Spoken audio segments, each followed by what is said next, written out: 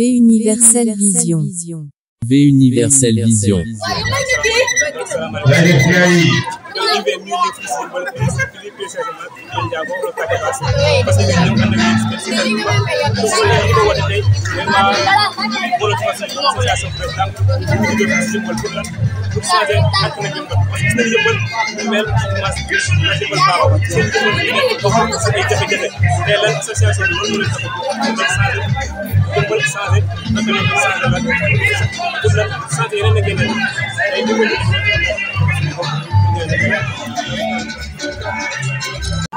waaw avant tout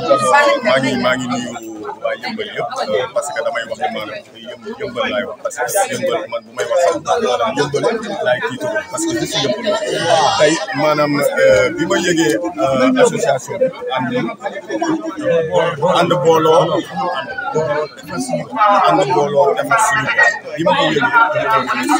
tant que responsable nekk si kër bi aussi tamit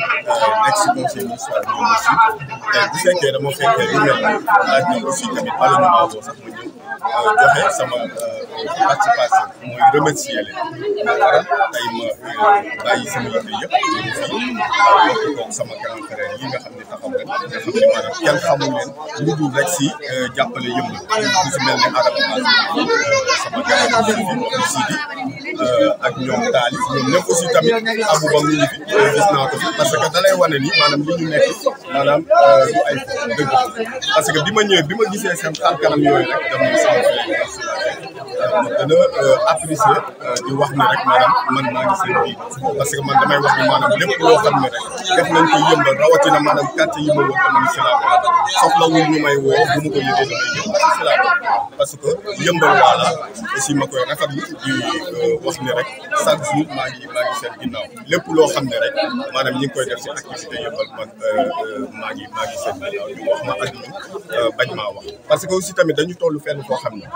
maanaam ñun la jeunesse rawatina suñu grand frère yi nga xam ni fas yéene nañu am accompagne parce que dañuy wax ni maanaam fi nga dëkk yow mi fa nekk boo ko jéemul defar kenn du la ko defar moo tax ñoom ñu ànd volonté wu boole seen doole jeune fille aussi tam seen taxawaay am na solo di wax daal di leen gën a remercier c'est par rapport ak li nga xam ni def nañ ko tey nag lii damay dégg ñu ne mouvement la boo xam ni pour defar Yëmbal parce que ñi fi teew ñëpp nekkul ni quartier Fa Yade rek la ñu am na quartier Basse ñi ngi fi ak yeneen quartier yoo xam ni ñi ngi fi pour te dire que maanaam association bu am doole la li may lancer appel rek autorité yi nga xam ni ñoo ngi Yëmbal ñu fexe ñëw jàppale association bi parce que dara ñoru leen ñu Yëmbal loolu daal laa amoon si maa ngi remercier waa quartier bi yëpp di remercier ñoom Maysa ñoom John ñoom Daaru ñëpp maa ngi leen di nuyu ñoom Sidi Adama Bass aussi di suñu frère la boo xam ne maanaam lépp loo xam ni dañ koy def rek moom mi ngi suñu ginnaaw ñoo ngi koy ñaanal li mu am yàlla en tout cas man maa ngi si mouvement bi merci.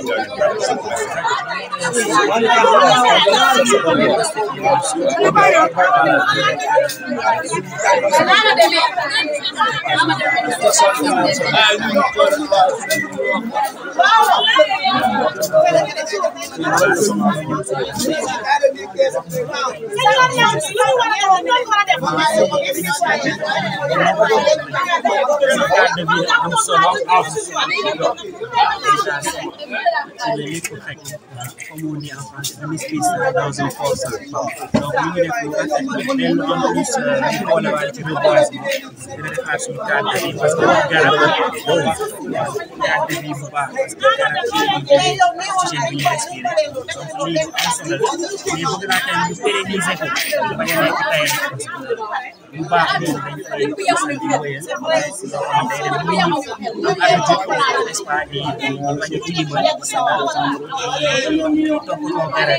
ñu am cadre de vie mooy le futur maire coordonnateur Pastef mi ngi nii xam nga lii rek jar na tiitaro maanaam doomu Yëmbal di nga xam ne maanaam ñu toog ni parti Pastef mu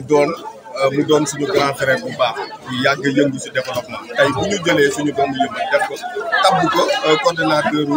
Pastef fii si Yëmbal mu doon aussi tamit ku baax profil mu doon yor profil bu rafet ñëpp xam ko muy Seydi Diallo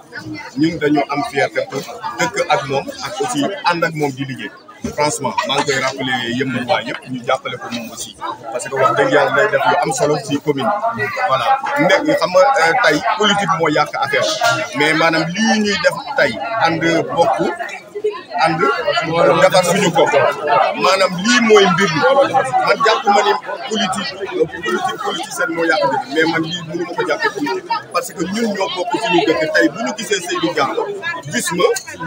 te ça n'a rien à ay affaire parti li ñu parti passé man ma nekk PDS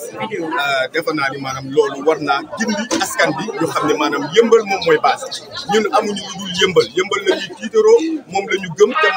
moom la ñu fas yéene maanaam reyante teg suñu bakkan moom si tànk yooyu la nekk man aussi si tànk yooyu laa nekk nañu boole suñu doole xool li nga xam ne moom mooy suñu intérêt askan xool li nga xam ne mooy intérêt quartier yi maanaam man gëwuma ay maire wala xam nga li ma gëm mooy jeune bi nga xam ne da nga nekk sa gox nga fexe jàppale sa gox boo taxawee si conseil municipal wala fu mu mënti doon surtout jigéen ñi nga xam ne dañuy dem di toog si maison de la famille nañu xool li nga xam ne moom la ñu mën a indil seen askan loolu mooy l'essentiel moom si tànk yooyu la taxaw man aussi si tànk yooyu laa taxaw kon bu ñu gisee lu mel nii nga xam ne dalay leer ne intérêt du intérêt personnel intérêt population bi moo tax dama ni maanaam mouvement bi lépp lu ñu def man maa ngi si biir man la jeune voilà maa ngi jaajëfal ñëpp di kontaan voilà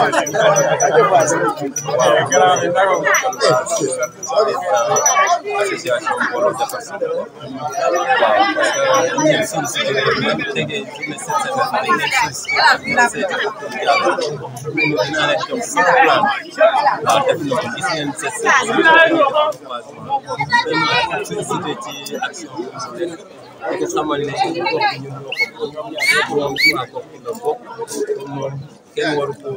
ëppale ci waa ci koñ bi la bokk kenn waru ko ëppale ci koñ bi waaw loolu moo taxoon ñu def premier test bi mais incha allah dinañ saxal ay garab encore dinañ wax ne nag ñun yemuñu ci action bi mais c'est une première dañu bëgg gars yi xam ne association bi am na moo tax ñu lancé journée bi tey mais incha allah ñu yem ci journée bi et puis amoon nañ yeneen projet aussi pour suñu gox nee naa leen waa gox bi yeewu nañ dëgg melo dëgg yeewu nañ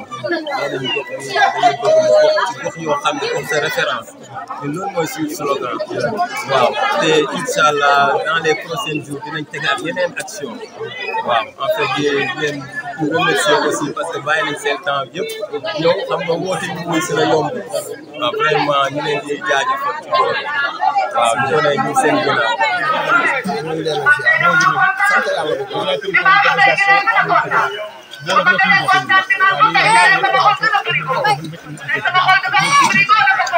waaw di présenté wu Bolo ànd defar suñu gox di am contentement parce que tey moom tey moom liñ ci doon jot ñëpp tey macha allah tey nañ ci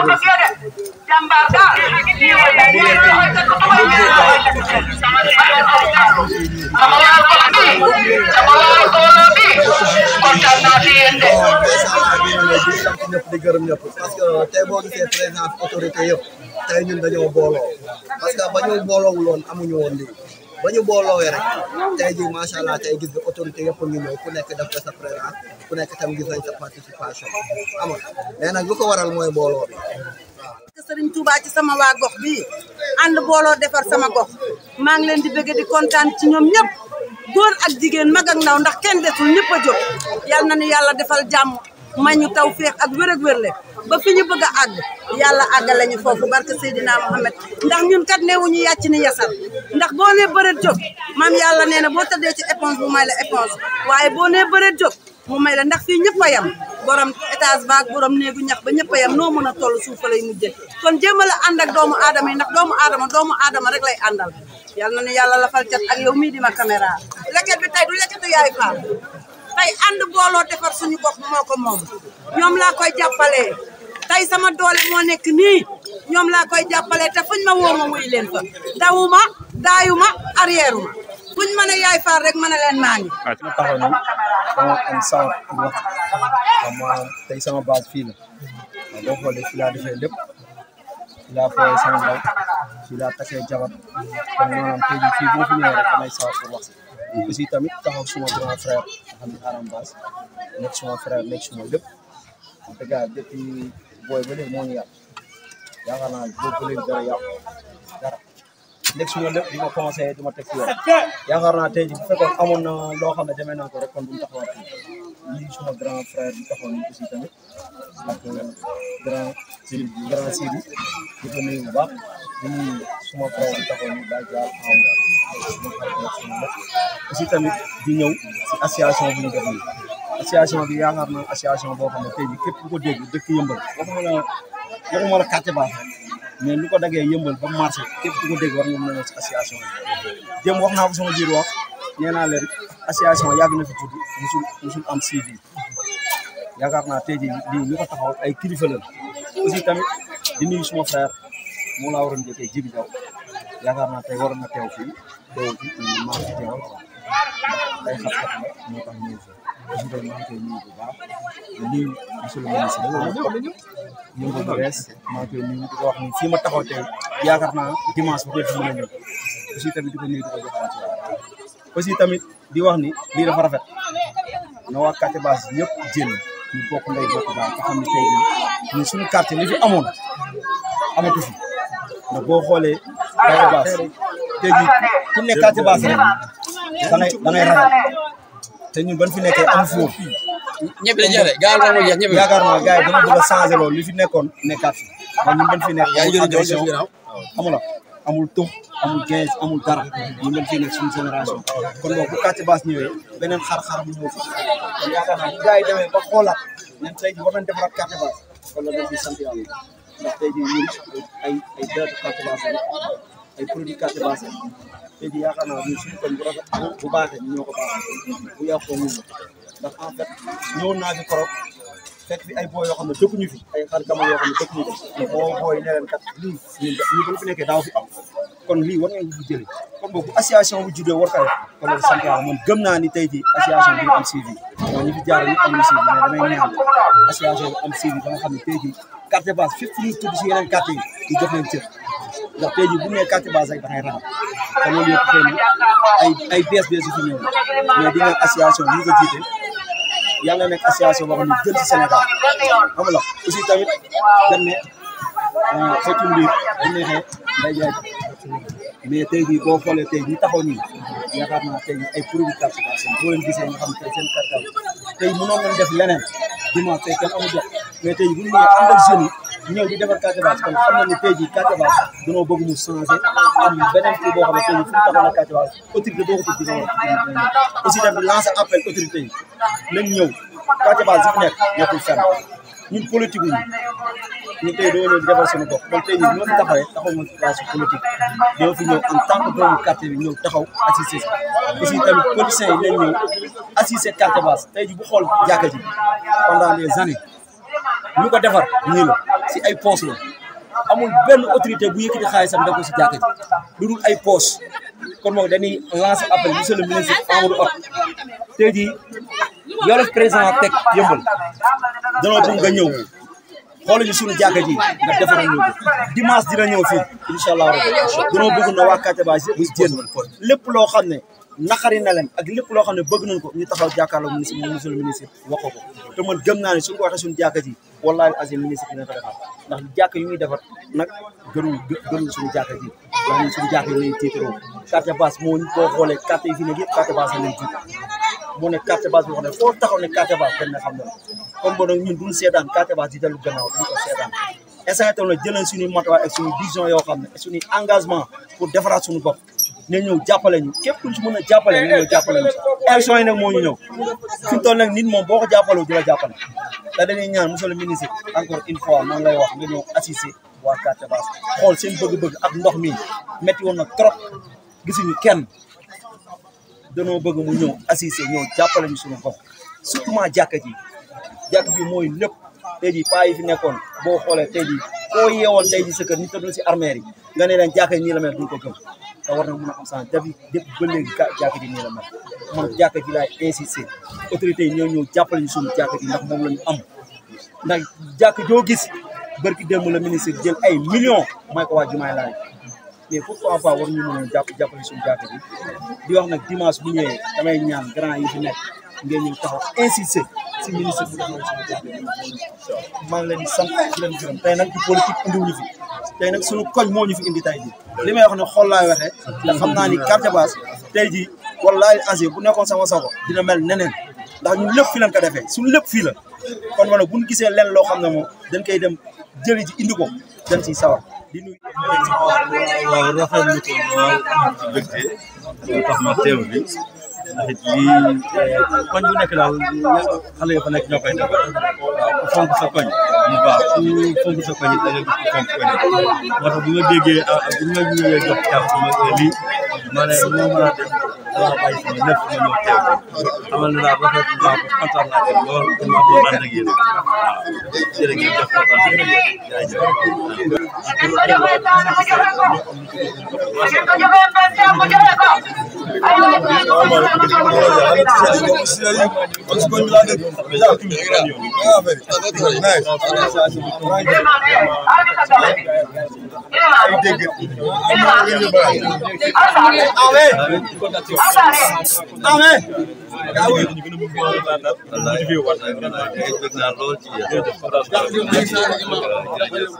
yàlla nag def na jàmm koñ bi ku bon dëkku ku bon dëkku koo gis nag mu bon dafa ñëw dëkku koo gis mu bon dafa ñëw mais nag nit ñi ñoo war a mën a taxaw defaru seen activité fii lu fi am waa koñ bi tey suñ ñëwoon tey ne dañuy tëj jàkk yi ñoom ñoo ko moom sax bu xubbul war a numéro iman fii lañ waa koñ bi tey suñ ñëwoon ne lii lañ bëgg fii fala force wallaahi day am fala force jàkk ji buñ koy fay dafa fekk lii yëpp commencé daaw man ak Adama Ba ñëw 17 heures lañ fi ñëw gis gars yi di bind kaay di ñëw ci côté bi ñu fekk su ma ne bilan jàkk bi am nañ fi 450 ma ne ñu ne dañ koy jàkk pour woo maçon yi ñu wàccee dal ñu attaqué ko ñooñu ñaanal nag ñëpp di ñaanal mag yi di ñaanal góor gi di ñaanal ñu fi nekkoon ba tey ba xattal aan di ñaanal ñi nga xam ne ñu fi nekk tey mais lu ñuy gën a dénk nit ñi nañ yokk góorgóorlu si koñ nit amul lu dul koñam man fii moomu gënal maak fii laa su neexoon tey dinañ gën def leneen mais fii jàkk ji nit ñi nañ gën a góorgóorlu si jàkk ji dañ xam ne yàlla tax su doon ñëw tey fii lay wàcc nit ñi nañ bàyyi xel si jàkk ji bàyyi xel si diine bi bàyyi xel seen activité nit ñi nag suñ booloowee nekk benn bëgg defar koñ bi ñëppay ànd ak ñoom ñëppay ànd ak ñoom mag ñi paa yi màgget yi ñëppay ànd ak ñoom lu ñu mën a def nag ba suñu koñ bi changé du rafet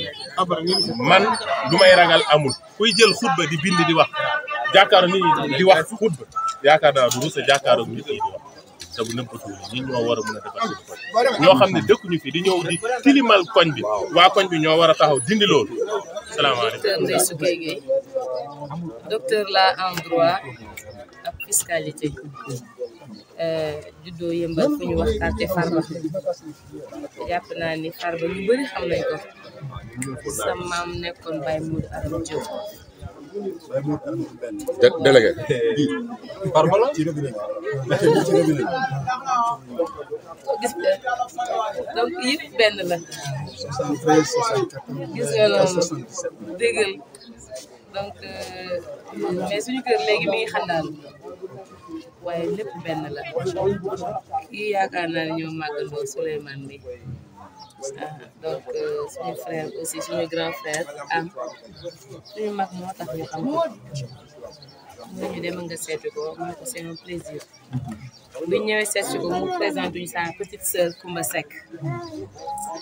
donc bu ñu waxtaan ci am solo man lenn rek moom ma yitteel mooy comment faire pour qu'il y ait une modernisation de Yeumbeul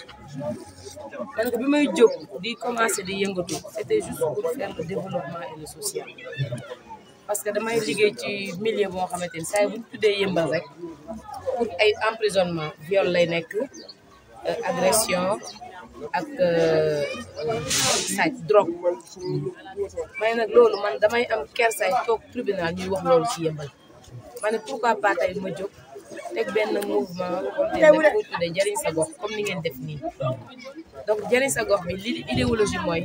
lépp luñ mën a jëriñee nit ñi dañ koy def te yàlla rek tax séntuma ci dara ci noonu kilifa gu ne jéem na ñëw ni ma kaay ñu ànd liggéey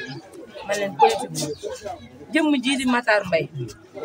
moo ñëw sama kër du benn yoon du ñaari yoon dama mujj sax dama soo man koy vraiment tu me tympanises avec la politique man je ne suis pas politicienne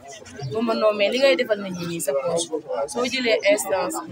benn pouvoir ci ngay gën a mën a ci noonu ñuy dem ba matul 1 an xanaa wala 2 ans ñu commencé def ay activités politiques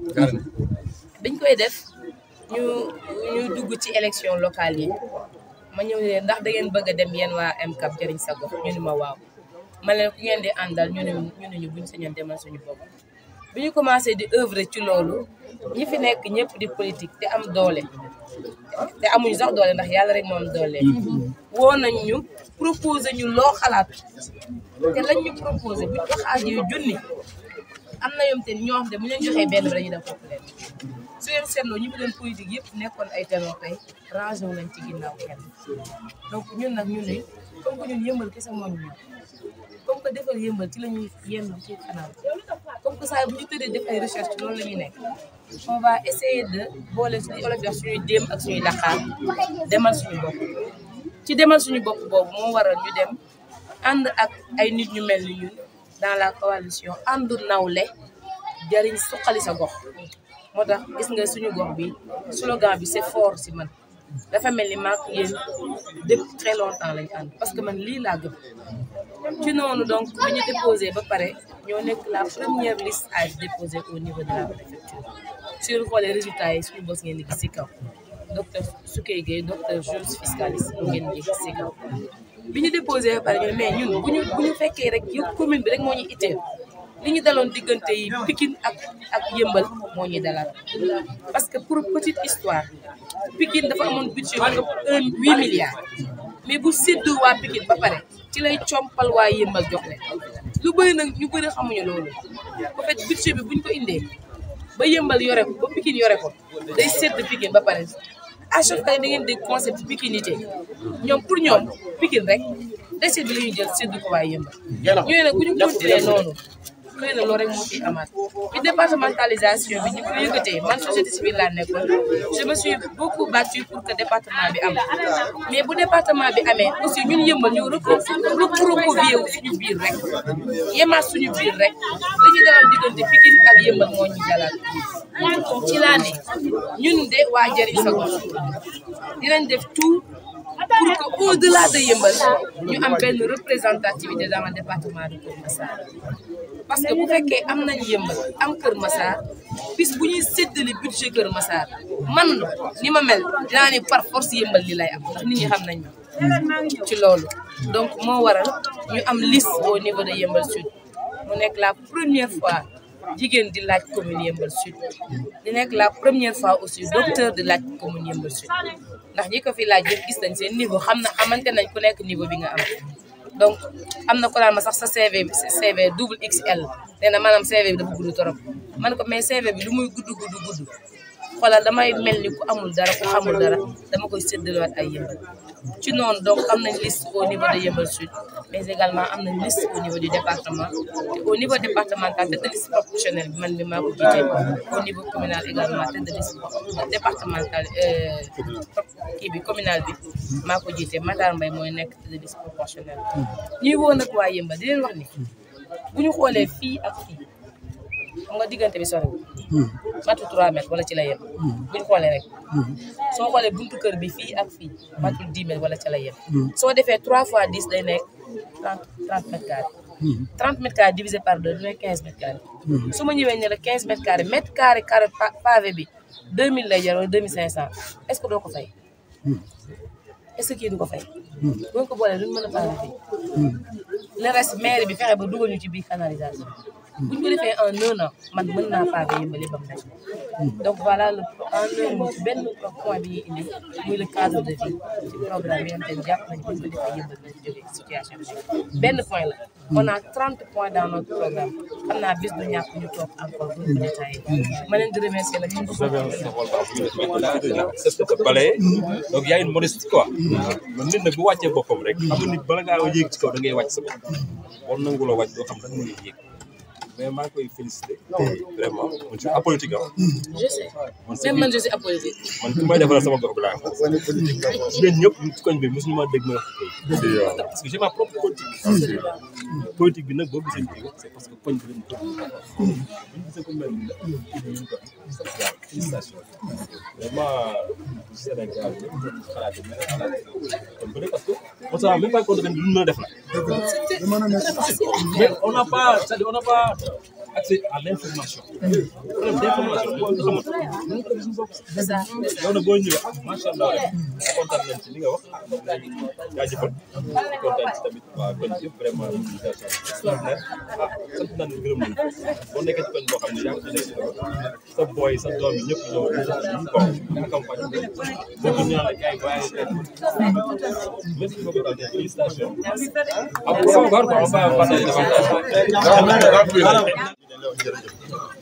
mu des que ne ambition politique si dañuy toll mais non je suis apolitique loolu mooy politique par la force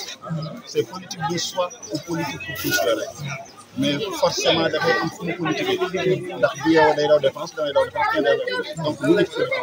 politique de survie parce que mais li tax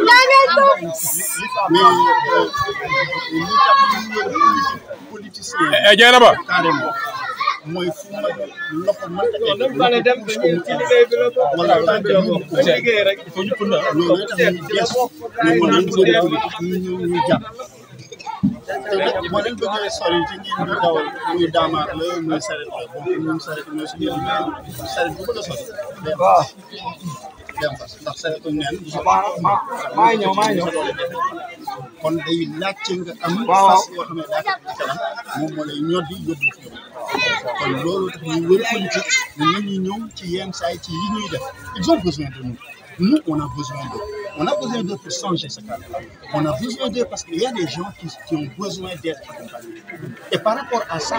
forcément, on a besoin que ces gens-là soient là. Malheureusement, on est laissé en rade, comme on dit, et à chaque fois, on devient un peuple électif, qu'on s'appelle un peuple électif. Donc, juste que nous sortons de l'élection, vous direz, donc, nous, nous, nous,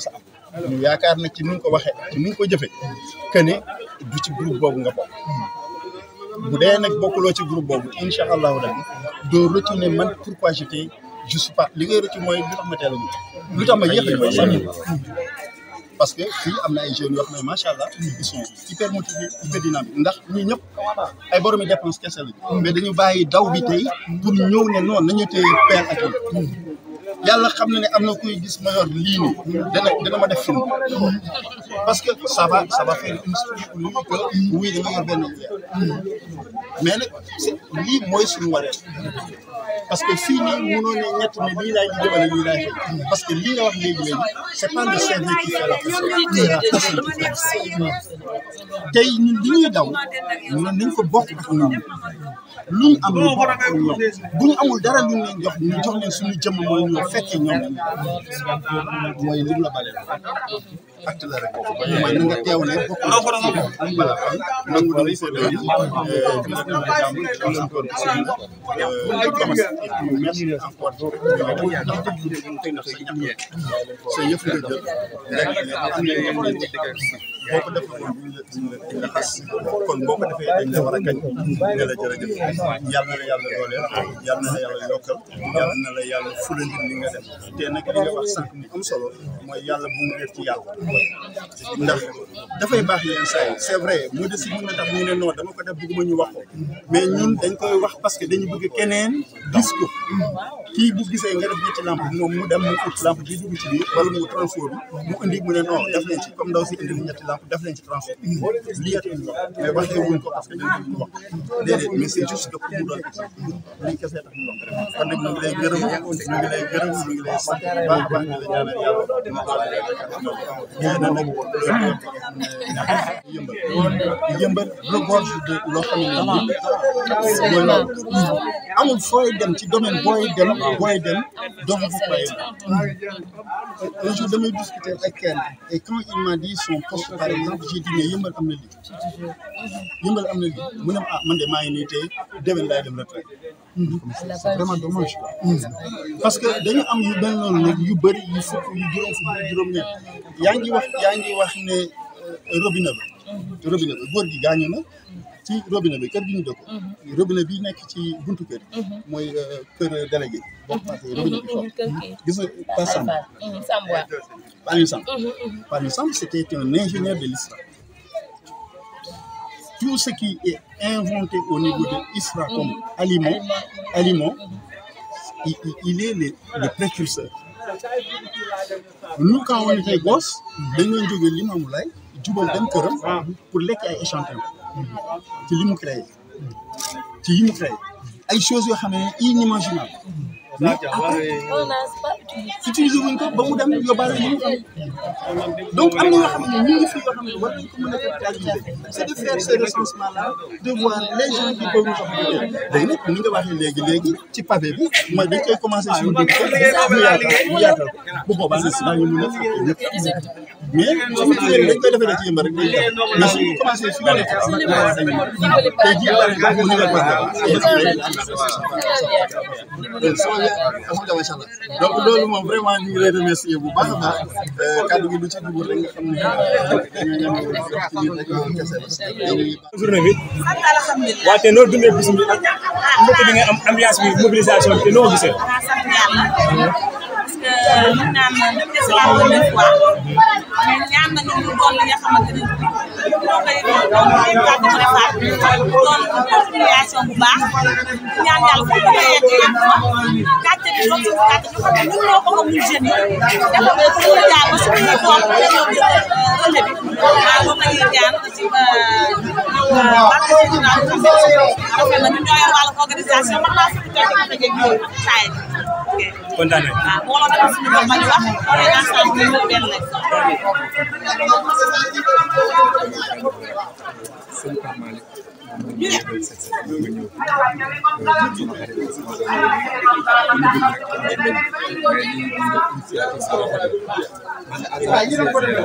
lii suñu liggéey suñu gisee ñu koy defar seen kanam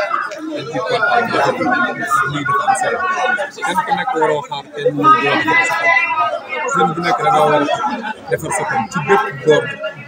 parce que li ma leen di conseillé mooy bu ñu jugee ci nañ dem ci leneen ak leneen ak leneen nañ def lii muy première part ndax kon bu nekk nit ñi ñoo ko war a fonk seen bëggal ko seen bopp taxaw defaral ko seen bopp nañ kontaan di leen dem seen kontaan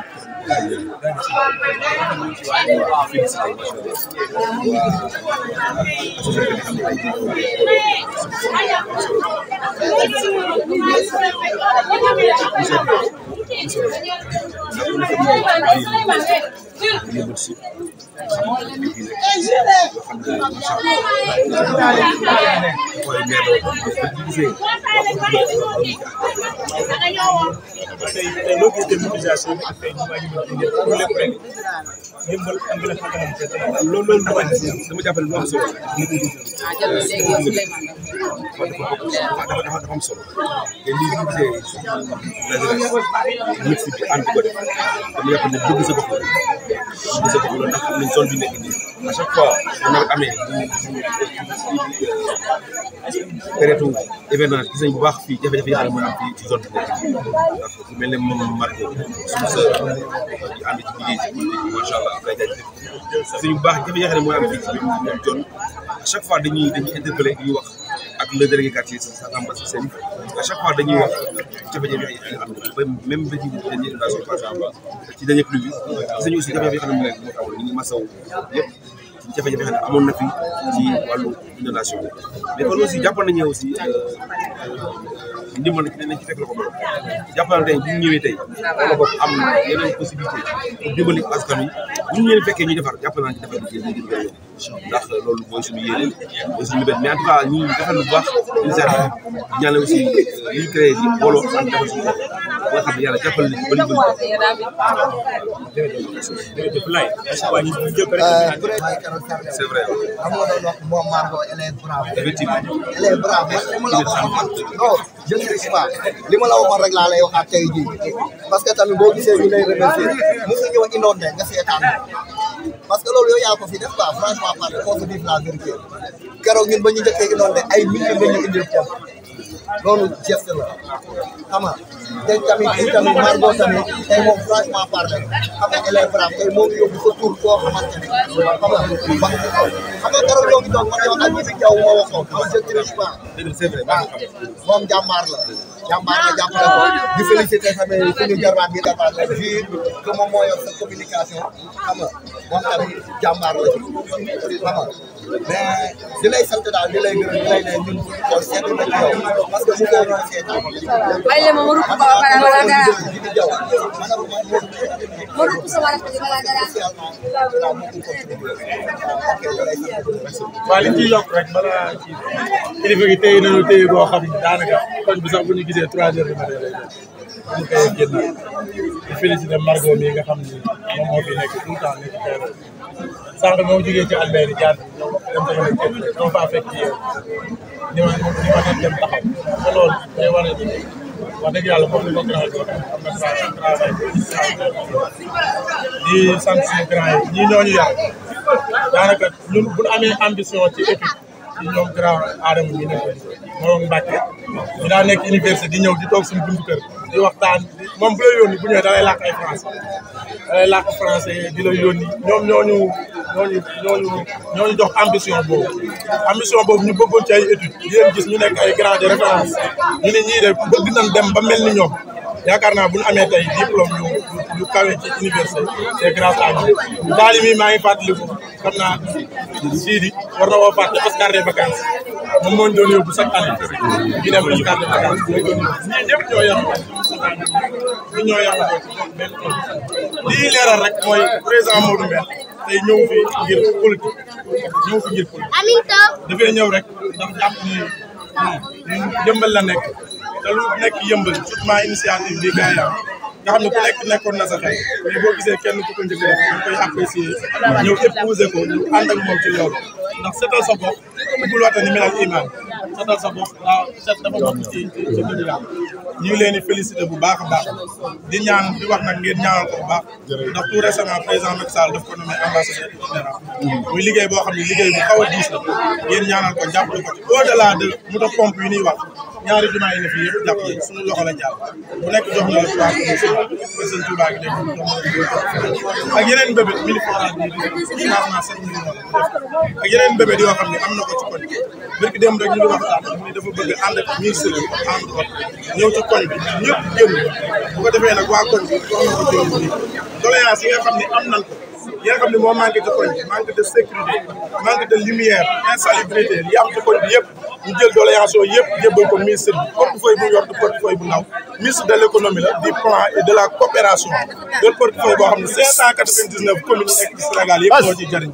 kon bu amee benn commune bu spécifique boo xam ne nekk na fa ñëw tàllal loxo son excellence président Modou Mbène ñu ànd di liggéey pour développer la commune de Yeumbeul Sud comme bu amee taxawaay boobu bëgg koy indi fii ci koñ bi nag loolu war nañ koo waajal ñu ngi ciy waxtaan xam naa bu ñu ko jàppee incha allah dinañ ko ànd ak waa koñ bi yëpp wax leen ko bu soobee yàlla. incha allah président jàppal ma ñii bu baax a baax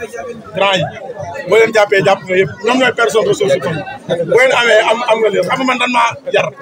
rus naa dugg ak ñoom ci ay affaire politique yooyu yàlla xam na ko mais boo leen jàppee grand aadama mii nit ko am influence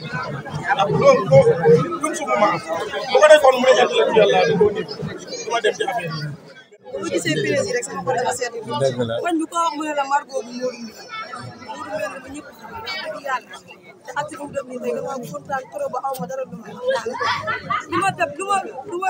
lu may sombi rek wax dëgg yàlla balaa maa dem ni rek ma demee gis président ma doon ma sama dafa seet buy association bi ñu taxawal nii tey dëgg yàlla sama seen bi gën ñoo jàppale ñu avancé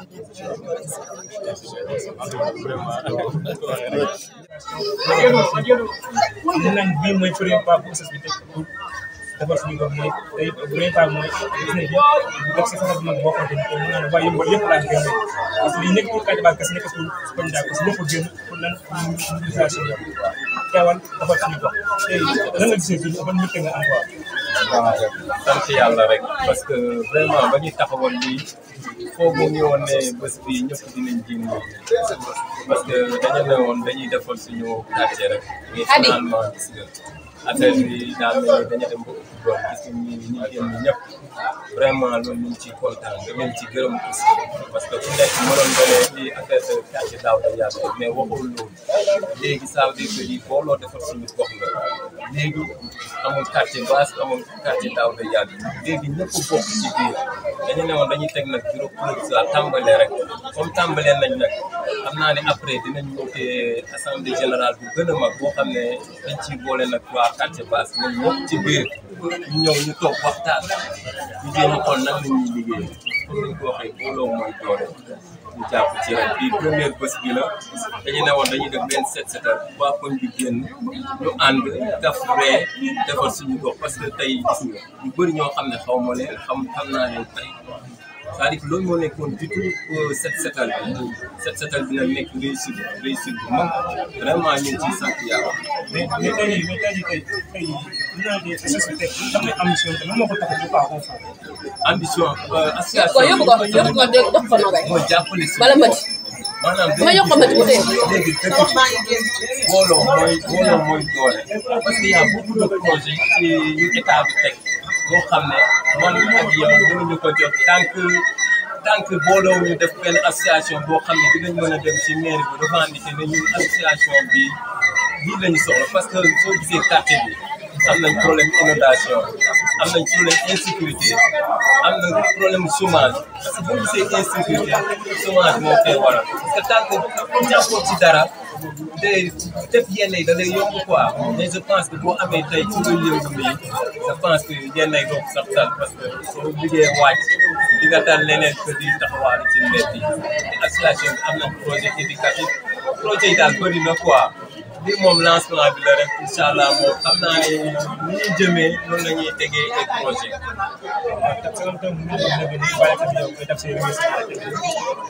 waaw nag ñu ngi remercier suñu kilifa yëpp ñu jàppale di remercier mbooloo mi fi teew di remercier aussi di njëkk ci remerciement bi suñu délégué parce que vraiment yaatal nañu quoi mënoon nañ ne dañuy def nii mu ne non doo leen def ñu nekk fii di xëccoo moom mais vraiment suñu délégué yi yaatal nañu di remercier aussi suñu conseil ku mel ni Sidi Diouf Adama Bass ak Baye Mbaye Diouf waaw ak ñeneen ñëpp di leen remercier dinañ remercier nag les autorités en première le maire Bara Gaye parce que ñun ñu ngi suuf te jàpp na ci tam ak matériel ak enveloppe aussi waaw ñu ngi ko ciy remercier di remercier son excellence aussi Modou Mbène parce que dem nañ ci moom mu jox ñu benn enveloppe jàpp ci bés bi di remercier aussi Djibi Diaw parce que moom it defoon nañu ay polo yu rafet di remercier aussi le docteur Seydou Diallo parce que vraiment garab yi ngeen gis nii jox nañu ci suñu garab yi ñu reboiser ñu saxal et garab pour suñu environnement bi suñu kii bi gën a rafet di koy remercier aussi di remercier le docteur Ndeye Soxna Gueye moom aussi may nañu ay lampe yoo xam ne aussi bokk na ci rafetal suñu gox bi waaw ñu ngi remercier ñëpp nag ñu ñëw teew ci bés bi ku mel ni El Hadj Diène teew na ci bés bi ñu ngi koy remercier moom tamit ñu ngi ciy jàpp bu baax di remercier aussi le docteur Seydou Diallo moom teew na fi di remercier aussi son excellence Modou Mbène moom teew na fi di remercier les conseils ñoom Adama Bass ñoom Grand Sidi di remercier ñëpp daal vraiment tey moom set setal bi ñëpp ci kontaan parce que tey dugg nañ ci Albert yi wër nañ quartier basse Free Life bàyyi ñu fenn tey moom vraiment di remercier waa association bi parce que vraiment mënoon nañ ne fii rek la ñuy yem ba neneen kaay leen ni ñu yem fii mais vraiment ñëpp génn nañu je pense que amul fenn fu ñu bàyyi tey ba ci biir almeer bi sax dugg nañ fa waaw ak jumaa ji yëpp ci jumaa ji aussi dem nañ fa je pense que di leen remercier parce que amuñu seen fay.